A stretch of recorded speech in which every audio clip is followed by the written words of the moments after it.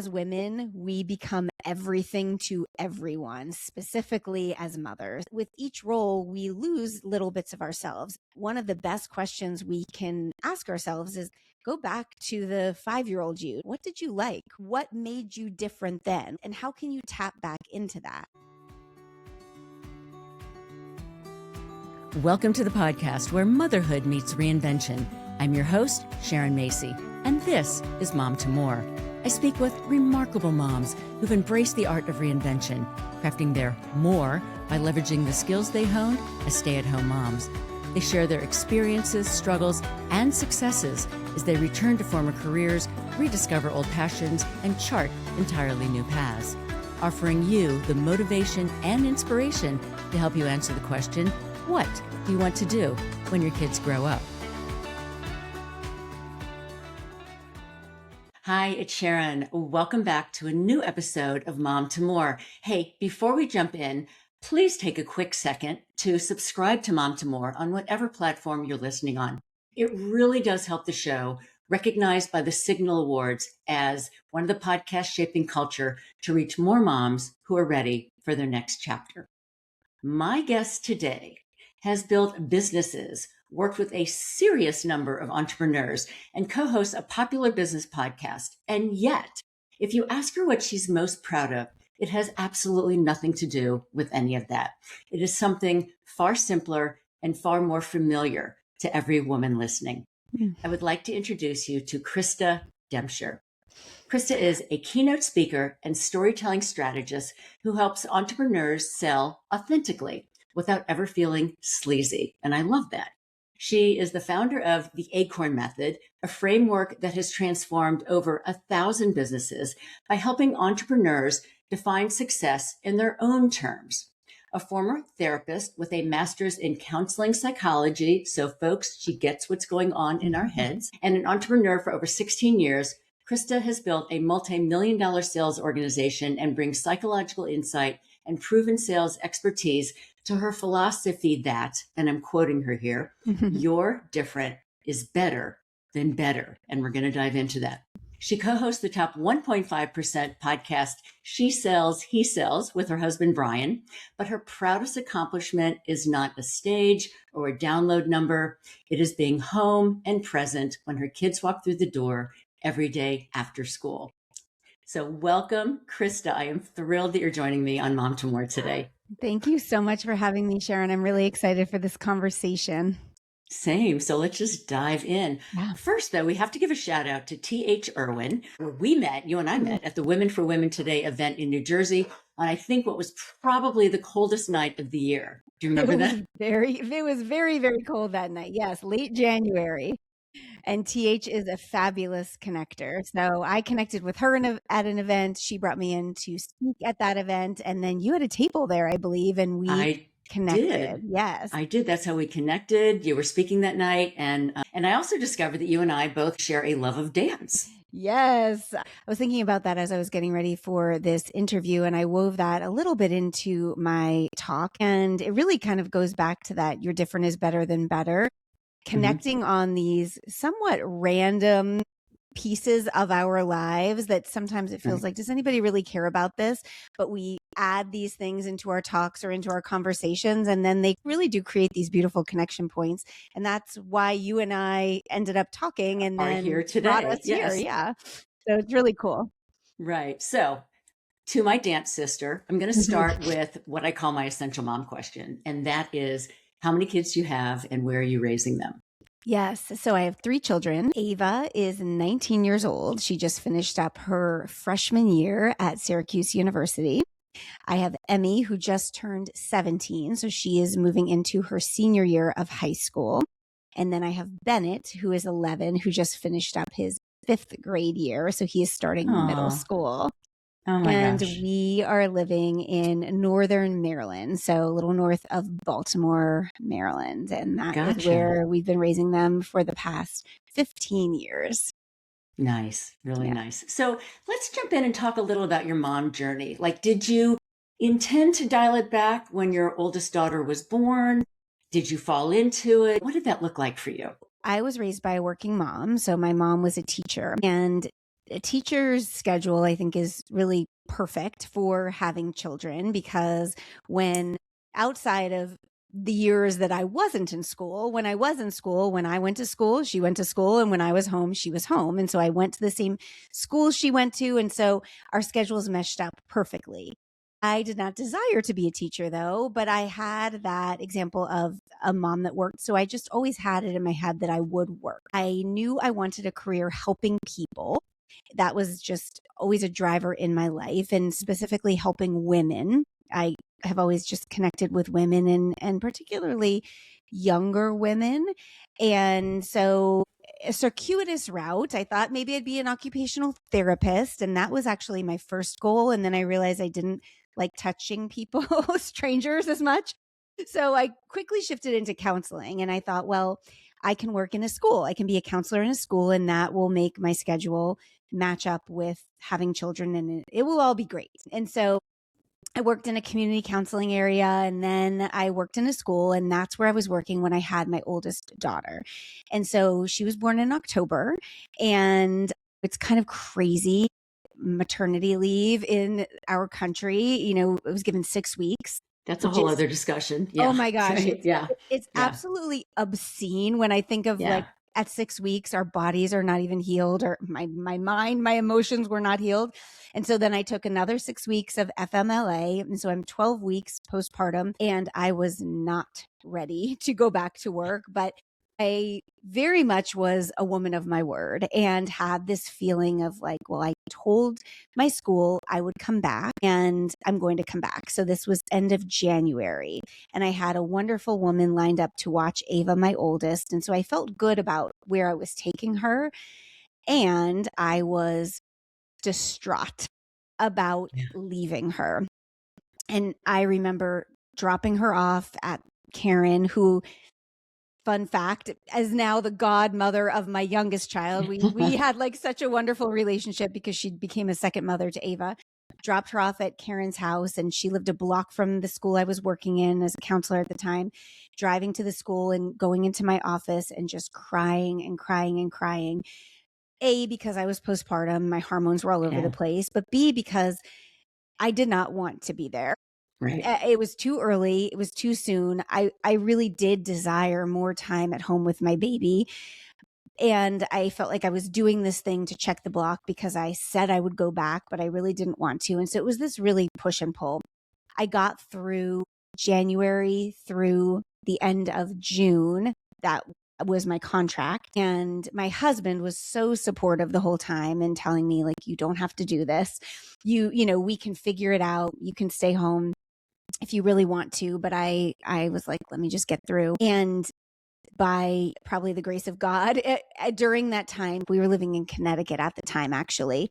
He ended up getting a new job that was going to take us away from Connecticut. And so it became this kind of like clean slate.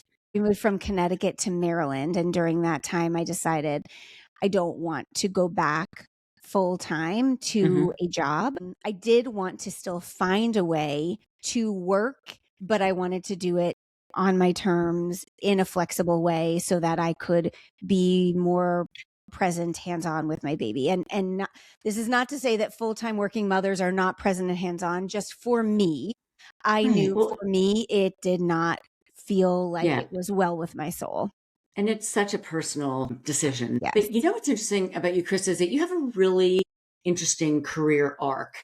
You have a master's in counseling psychology. You built a very profitable sales team, and now you're a keynote speaker and storytelling strategist. Most people will pick like one lane and stay in it. When did you realize that your lane was actually all of these lanes combined? I'm still figuring that out. I think that's the beautiful thing about being a human being. We contain more multitudes than one lifetime can possibly allow us. And when we open our minds up to that possibility, life becomes so much more abundant. And so I grew up like most of us, I think, did, of like, what do you want to be when you grow up? And you're going to pick that thing, and that's what you're going to be. And you're going to work there until retirement. And that's what I did as a counselor.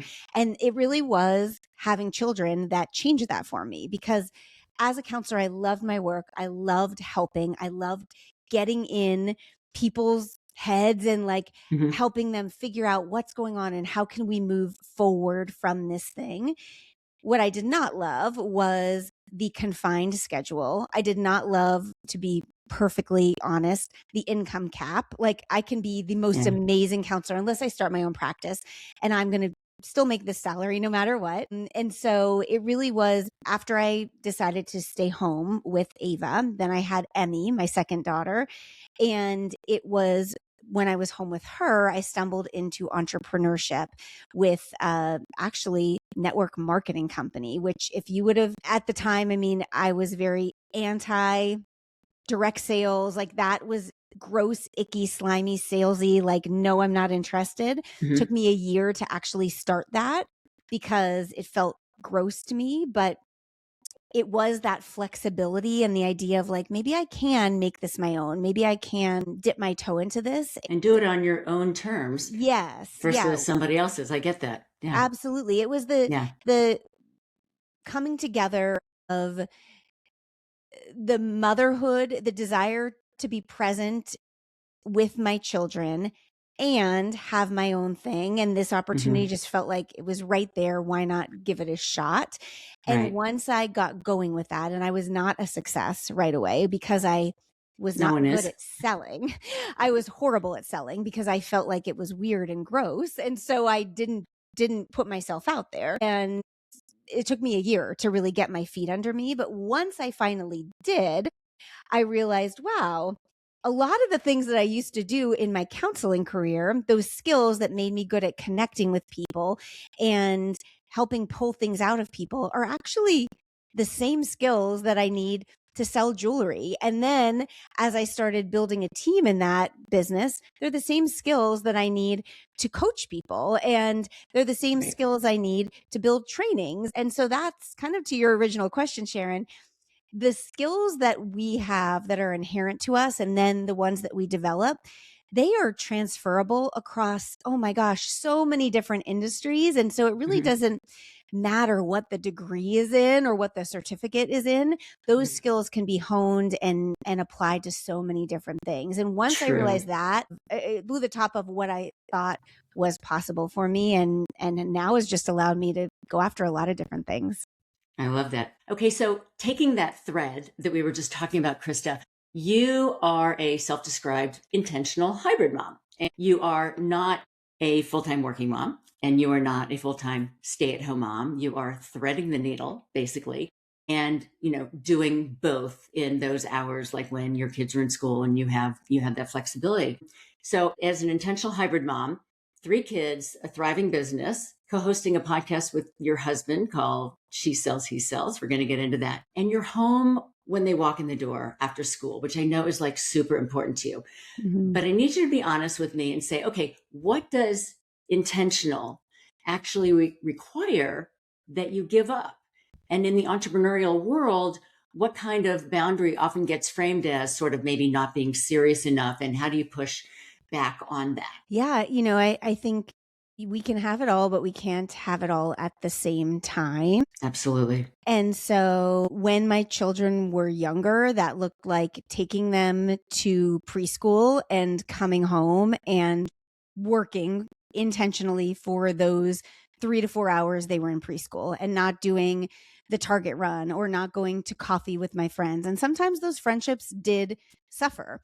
So while a lot of other moms were getting to do a lot of fun things, I had to say no to those things because I was building my business during those hours when my kids were in school. So it's making choices that don't always feel fun, but it's ordering what's important. For me, family and children and my marriage was always A1. And then A2 was the business, because that was a really important goal of mine. And it also was a financial contributor to our family. Sometimes sleep took a little bit of a backseat, if I'm 100% honest. And I don't think you'd be a mom if it didn't. Right. I would pick my kids up from school and we would go on a play date, or I would take them to the park. But I was missing out on hours then that I had to make up for when they went to bed. And so I was staying up later than I should have and getting far less sleep than I needed to. Now life looks a lot different because they are older and I'm able to do a lot more that, that they don't need me. I'm not as hands-on with them. But I think you cannot have it all. I think we're sold this idea of entrepreneurship, make money in your sleep and you can set it and forget it. And I've yet to meet someone who's figured that out. I think that's just a marketing ploy. It takes a lot of work and you do have to say no to things to get the things that you really want. True. I get that. Hey, Krista, we are going to take a quick break. And when we return, we are rewinding the clock to bring us to what you are doing now. So don't go away, folks. Ally shoes. These are some of the most comfortable shoes I've ever worn. They're designed by women, for women, finally, right? And thoughtfully placed padding that actually supports your feet all day long. And I'm not the only one saying it either. InStyle, Pure Wow, and HuffPost all rave about them. Flats, boots, heels, you name it. And yes, there's a great origin story behind the brand, too. Head to ally.nyc, where listeners of the pod get $40 off your first pair of heels with code MOMTOMORE40 and 10% off your first pair of boots and flats with code MOMTOMORE10. Ally is reimagining how comfort and function support women every day, and I love that. Hey, we are back with Krista Demcher. Okay, let's rewind a bit. Your time with Stella and Dot, which I think there's a lot of women out there who probably know what that is. It's a jewelry company. That was, I would assume, arguably the beginning of like your entrepreneurial years. And you said that you might have mentioned a little earlier that the first year was just brutal. You hated cold messaging. You hated the way that, selling felt. How does someone who started out dreading every pitch become a sales strategist who is now transformed over 1,000 businesses? Like, what changed for you inside of that experience that allowed that to happen? Yeah, I can actually really boil it down to one specific moment, which is so interesting. About 6 months in to my Stella and Dot journey, I feel like I was doing all the things they told us to do. So you get, the training modules, and I was watching all of the videos and I could tell you what every piece was made of and the metals and how to wear them. So I knew all of the right things. And I was sending the copy paste messages that no one likes to get. And I did not like sending, but I was doing those things. And I was sitting on the couch with my husband late at night and lamenting my lack of success. And my husband was and still is in sales. And I said to him, gosh, I just don't understand. Like, I'm ready to give up. Nothing's working. And this was not the first time he had heard this. And he said to me, I do know what your problem is. And I was like, well, what the heck? You tell me what the problem is. Yeah. Like, why are you holding this back from me? And he said, well, you haven't put yourself into the sales message yet. You're just kind of like hiding behind the product. You're going through the motions, but there's no feeling, there's no emotion in the messaging. You haven't really sold yourself. And that's very astute. Yeah, I was astute, but I was mad because nobody wants their husband to tell them what they're doing wrong. Right. But I was mad because I knew he was right. It's very easy when we're selling something or even when we're selling ourselves to just kind of stand behind a screen and feel like we're saying all the right things. But how do you take that mask, that layer off and be more vulnerable and be more authentic and show who you really are? That's hard. And so it was the unlearning of the checking all the boxes and the learning of like being more me. I'd go to these events and instead of sitting there and talking about all of the metals, it was more of talking about like where I would wear it and why I started the business and my kids at home and being more authentically me. And it was not overnight and it was not even over the next 6 months. It really was a year of doing these little things bit by bit until I became more confident. And I think that's where people struggle because we don't see the success right away. And we're like, oh, well, it didn't work. Forget it. But I was really committed to like, I really want to make this work. And so I gave it enough time and I started to see the progress and eventually it really took off. That business really took off. And so over the next decade, it became a very, very successful business.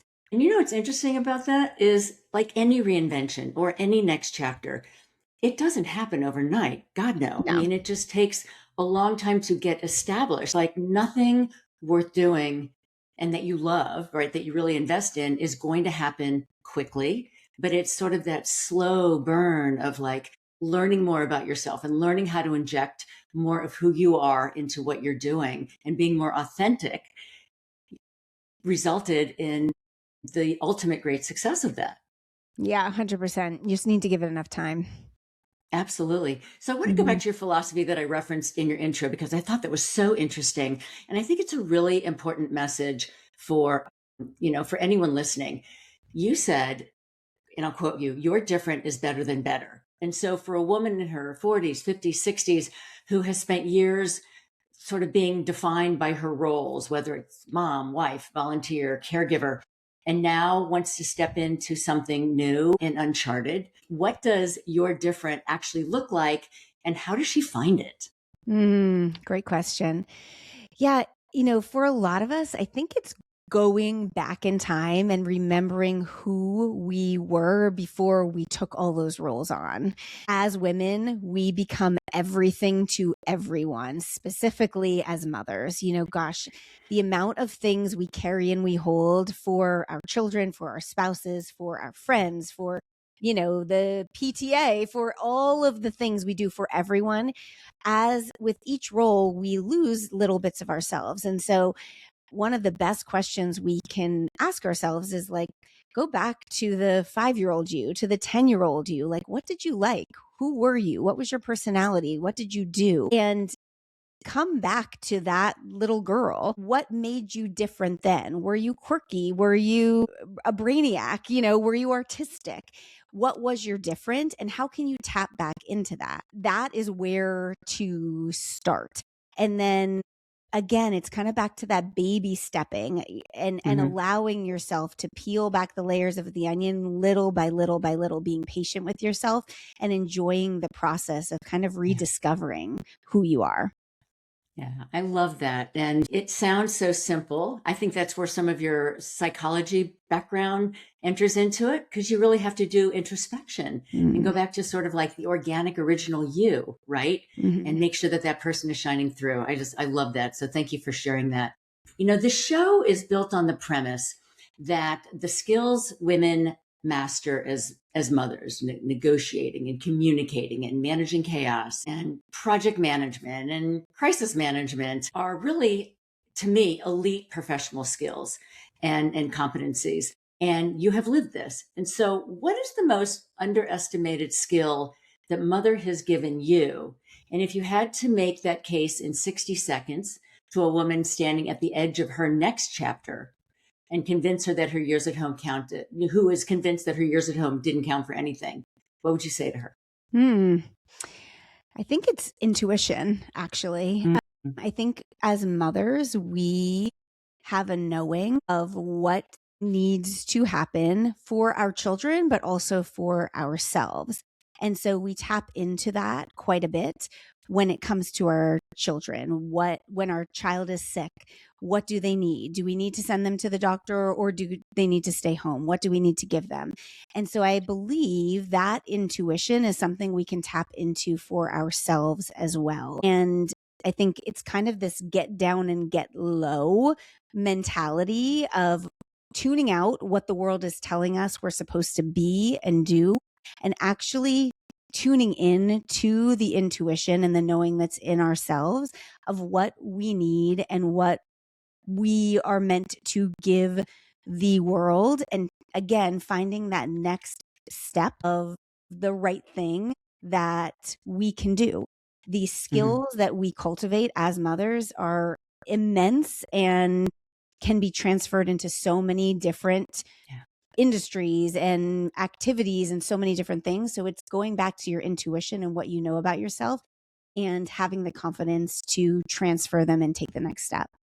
Yeah, I think that's really well said. And that's one of the things I talk about a lot on this show are all the skills that oftentimes we just sort of like blow off, right? We ignore them. We don't realize the importance and how much that is helping us as women grow into who we are ultimately going to become, whatever our next chapters may be, but that those skills are just so, as you said, transferable and marketable and Mm-hmm. just so important to who we are, as human beings as we go into second, third, fourth chapters of our lives. I want to talk about your ACORN strategy. So first of all, what does that acronym stand for, and how can all of our listeners learn from it? Yeah, so Acorn is really founded on the idea from tiny acorns, mighty oaks grow. Hmm. And it really encompasses what we've already talked about, that we have within us all the things we need to achieve those big, huge goals we have for ourselves. It is an acronym. So A is adopt abundance. So it's about cultivating the right mindset. And a lot of times we spend a lot of work there, because if you don't believe that you can do the thing, whether it is grow the business or, sometimes it's a very strategic, tangible thing. If we're working in business, sometimes it's Hmm. a little bit more light and airy, depending on what the person's goal is. But that is the mindset piece. Create clarity is understand what the specific goal is. Open opportunities is moving into the action steps. Resolve to rebrand is kind of rebranding who you are, what you need, your stories, whether those are internal or external. If you are rebranding yourself on a resume or rebranding yourself on social Hmm. media. And then N is nailing the narrative, understanding Hmm. how to pitch yourself to other people for opportunities. Love that. You also talked about rebranding, and I think a lot of us, when we reach a certain age, are like, well, I am who I am. And does it feel authentic to maybe rebrand? And I say, absolutely yes, right? Mhm. Because we are so multifaceted that you're not changing who you are. You're just pulling out like a different aspect of who you are and bringing that to the forefront. Would you agree with that? Absolutely. Yeah. I think there is such a need for women 40, 50, 60 plus to be using our sage wisdom, Hmm. learned experiences, and sharing it more widely. I look to women who are in their 20s and 30s that are making a lot of money by showing up and building brands on social media and sharing wisdom, and good for them. I think that is amazing and no shade to them at all, but they don't know nearly as much as we do, and I think No, like, they don't. no, they don't. And good for them. But like, if they can do that, gosh, what can we do? So I Imagine. think like, Yeah. let's be inspired by what these younger women are doing, and let's really show them what's possible. We have so much wisdom to share. And so I think it almost starts as rebranding internally what we believe is Right. possible for ourselves, and not thinking I'm Hmm. too old for that, or people will think I'm silly if I show up on social media and make a video talking about 3 tips to parent your adult children, and actually realizing like, people want to Yeah. hear this. Younger women want to hear from us. They really, truly do. They want this sage wisdom that we have. And so share it. There's such an opportunity, and a rebrand. If you like that term, lean into it. If you don't, find a different term. But Right. I really think, yes, gosh, yes, yes, yes. I think there's a real excitement to a personal rebrand. I mean, I feel like I did that with the show and my Mm-hmm. competitive dance, and however it's going to authentically show up for you. But it's fun to embrace it, right? It's fun to realize, oh, that's a part of me that I might have put on a shelf for a while because I was raising kids, because I didn't have time. And to actually bring that back into the forefront is exciting. Yeah, Yeah. absolutely. Yeah. And it reminds you how powerful you are and how much life there is still to live. Life is so long. We hear life is short, and agree. When we look at how quickly time goes by, yes. But when we look at the amount of minutes in a day, and how quickly we can waste them, there's actually so much time to do so many things. Right. And there's an abundance of opportunity in front of us. And so grab the bull by the horns and go back to ballroom dance, write the book, learn the language, run the 5K. Like, it's really exciting when you look at it in a whole new way. That is so true. Thanks for that. Let's talk about your podcast. Yeah. She Sells, He Sells. First, congrats on being a top 1.5%. That's huge.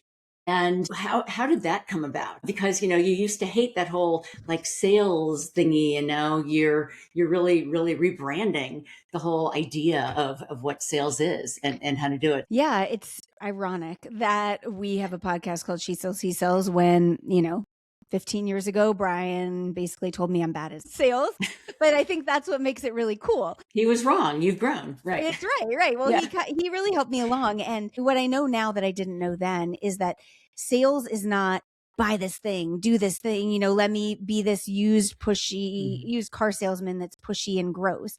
Selling is really getting someone to buy in to a thought or an idea, or sometimes, yes, give me cash for a product or a service.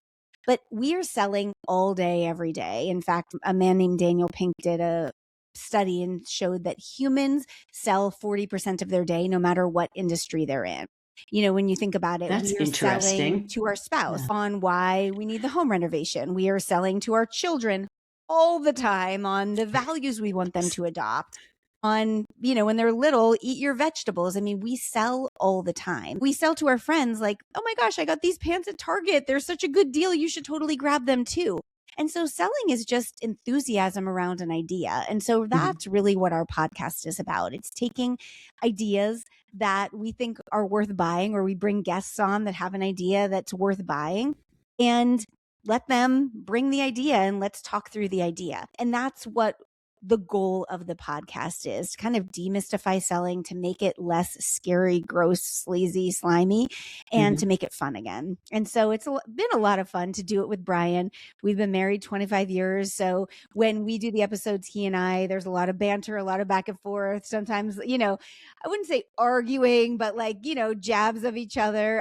And all good fun. And it's been a lot of fun. We really enjoy it. I think if we didn't enjoy it, we're on episode 214, 215 now, we wouldn't keep going. That's huge. Yeah. That's a lot of content. Yes. Yeah. We have a lot of fun with it. Yeah, that is so great. So, Krista, as we wrap up our conversation, I have a question that I ask all the amazing moms I have the privilege of interviewing. And that is, since this is the Mom to More podcast, Krista Demcher, what is your more? My more is kind of something we've already touched on, but I have gone back to ballet. Going back to what we said with like, who were you before you took on all these roles? I grew up doing ballet, and for a few different reasons stopped in my late teens. And it always felt like this unfinished chapter in my life. And I decided I didn't like that. And I wanted to go back for fun and also to kind of reclaim the narrative around it. So in January this year, I went back to adult ballet class, and I'm having the best time with it. And I've actually started sharing a lot about it on my social media. And that's been really humbling and really interesting and fun as well, because I've connected with so many people that are also doing adult ballet, and ballet is all about perfection and every placement being right. And I am relearning a lot, it's very hard. And so just embracing the progress over perfection has been really healthy and good for me. So ballet is definitely my more right now. Oh, I love that. You're my first ballerina. Ooh, yay.